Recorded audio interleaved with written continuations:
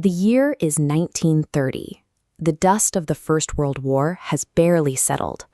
Across Europe, nations are looking inward, focused entirely on repairing their own shattered economies and fractured societies. The idea of international cooperation is a luxury few can afford.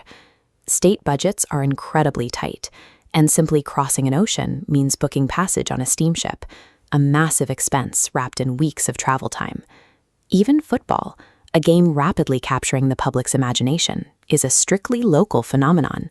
You play the teams in your city, or maybe your region. There is absolutely no mechanism to measure one country's talent against another. If you want to know who the greatest team on earth is, you are out of luck. There is no shared pitch.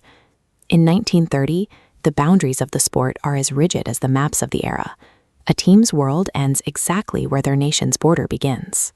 But in a quiet administrative office in Paris, a man named Jules Rimet decides to push against those boundaries. Rimet asks a seemingly ridiculous question for the era. What if we could convince rival nations to board those expensive ships, travel thousands of miles, and gather on a single field to play a tournament?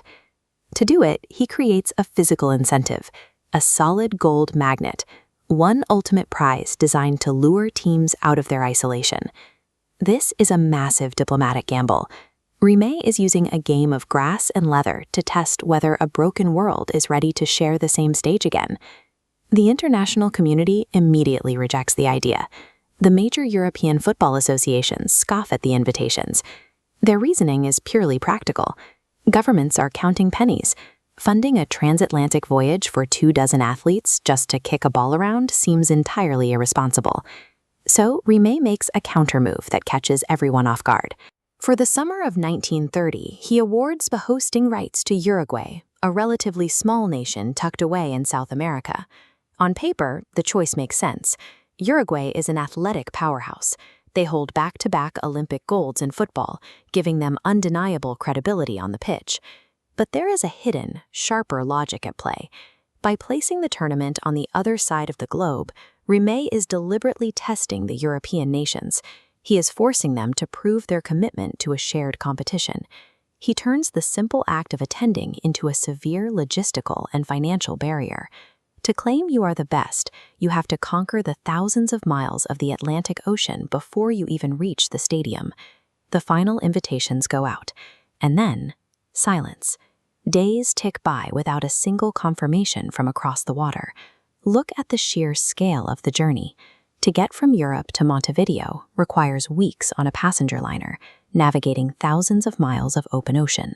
Public skepticism is intense. Very few politicians or sporting officials believe a fully staffed, competitive team will actually board a ship under these conditions. For Rimet, the math is brutal. If those European ships do not arrive, the tournament fails. The entire concept of a truly global cup dies before the first whistle. This wait is the ultimate crucible. Bringing the world together does not rely on tactics, but on a massive, blind leap of faith, winning out over practical economics. But then, the ships arrive. On July 13, 1930, the grim economic fog of Europe is replaced by the bright, bustling coastal streets of Montevideo. The massive logistical gamble pays off. The teams are here. The crowds pack into the stands.